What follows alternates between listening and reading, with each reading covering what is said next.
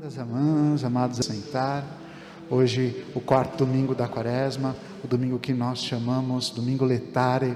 Existem dois domingos no tempo quaresma, nos tempos penitenciais, na quaresma este domingo letare e no advento o tempo gaudete. As duas palavras gaudere e letare significam alegria, e o que dá este nome é aquela introdução à Santa Missa, a antífona, né?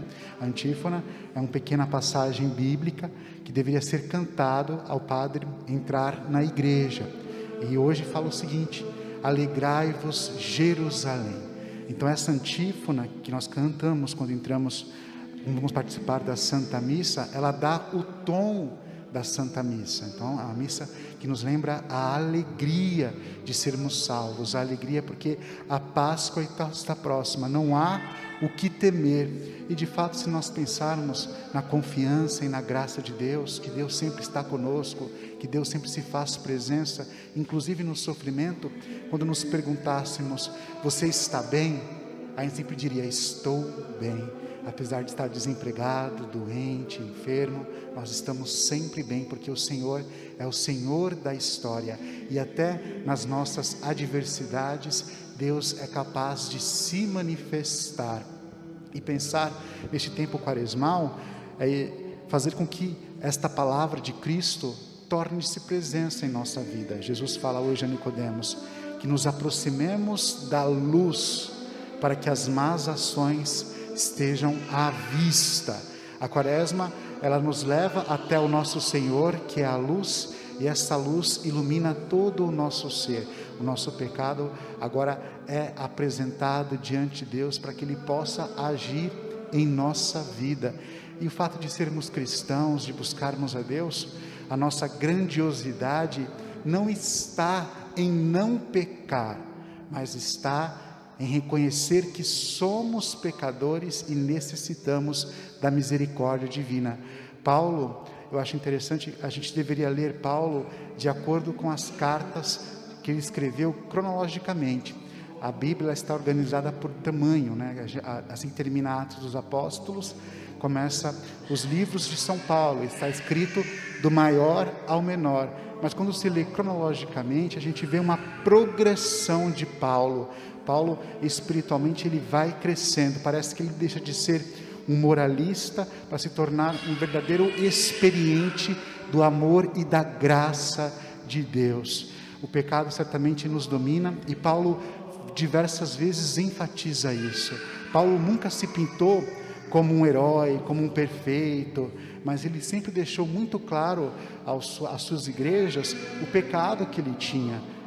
Aquela frase: o espinho na carne, é na minha fraqueza que Cristo se manifesta. Revela bem que este nosso líder, ele também tinha os seus pecados, e nos faz pensar sobre os nossos pecados e sobre as faltas que temos. A gente pode dizer no nosso orgulho: não tenho nenhum pecado, os meus pecados são pequenos.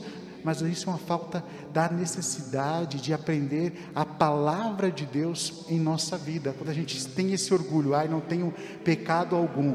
Quando eu penso: não sou pecador, a gente não conhece a palavra de Deus, que sempre nos acusa dos nossos pecados e das nossas faltas. Muito mais feliz é aquele que se reconhece como pecador e necessitado dessa graça de Deus. E até Pedro, que é o nosso líder, né, que é o primeiro Papa da igreja, São Marcos, seu discípulo, fala aqui diversas vezes que esse Pedro traiu ao nosso Senhor Jesus Cristo, que esse Pedro preferia uma vida de glória, esperava que esse Jesus fosse que viria reinar sobre Israel, um reino territorial. Está lá na Bíblia, né? Ninguém pode negar. Eu fico imaginando São Pedro, quando lia esses trechos, né, onde ele traía Jesus Cristo, qual seria a vergonha dele diante da comunidade.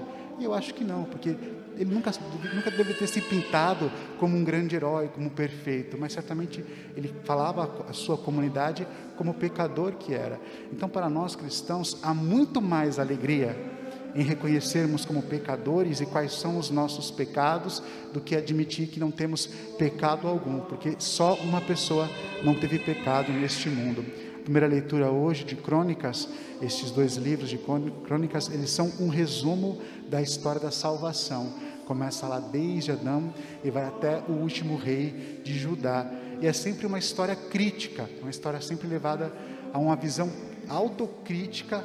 Por que esse mal? Por que Israel foi destruída? E hoje nós lemos esse resumo de uma das fases mais trágicas da história de Israel, que foi quando o primeiro templo foi destruído e a nata de Israel foi levada para a Babilônia como escrava. Toda essa história ali foi perdida, uma experiência de sofrimento. E qual é a leitura que Israel tem sobre este momento histórico? É o nosso pecado. Às vezes a gente consegue iluminar o nosso sofrimento, as coisas ruins que acontecem em nossa vida, se pensarmos assim. Claro que nunca vai ser o outro que vai falar, né? Você está sofrendo por isso, por seu pecado, mas é sempre uma análise que a gente pode fazer da nossa vida. Se eu passo por algum sofrimento, é porque Deus talvez queira me educar. E é isso que a carta aos Hebreus fala. A gente, às vezes, na nossa cabeça, tem um Deus que não castiga, mas a carta aos Hebreus fala: Deus castiga aos filhos que Ele ama. E o livro de Crônicas fala assim: nós sofremos tudo isso para o nosso próprio bem. Então, às vezes em nossa vida, quando Deus permite que a gente passe por algum sofrimento, nós somos convidados a fazer esta leitura, né? Por que eu estou sofrendo? Porque eu não sou perfeito ainda, e mesmo nesse sofrimento há a alegria de termos Deus, que é o Deus misericordioso, que abre os seus braços para nos acolher em sua finita misericórdia. Então, amados irmãos e irmãs, neste tempo quaresmal, vamos nos adentrar à luz. Não tenhamos medo de ser pecadores, todos nós somos pecadores. Para nós há mais alegria em reconhecer que somos pecadores do que reconhecer que não temos pecado, ou de se enganar que não temos pecado algum. É o tempo da conversão. E Deus, a gente vê agora esse momento, a gente vive esse momento de pandemia. O que Deus pede de cada um de nós neste momento? Certamente Deus nos pede essa virada para a nossa consciência, para a nossa alma, nos analisando, percebendo aquilo que nós devemos melhorar. Todos nós sabemos do pecado do outro, todos nós temos soluções, todos nós, se fôssemos o presidente do Brasil, teríamos soluções melhores, teríamos melhores coisas para fazer durante esse momento, mas a gente esquece que o mais importante para nós acreditamos é volver o nosso coração, a nossa alma e perceber aquilo que deve ser melhorado. E sempre perceber também que, como São Paulo fala hoje, que se a gente faz um bem, não é por nossa própria força, é a graça de Deus. Às vezes nós temos aquele pecado que a gente vem carregando durante muito tempo, e a gente esquece, a gente não consegue se livrar dele, porque não confiamos na graça de Deus.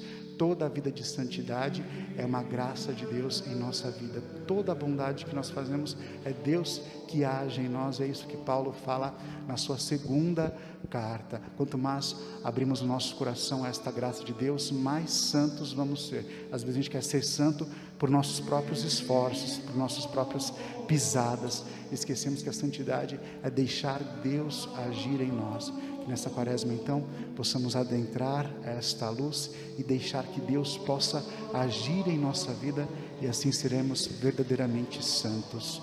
Louvado seja nosso Senhor Jesus Cristo, para sempre seja louvado.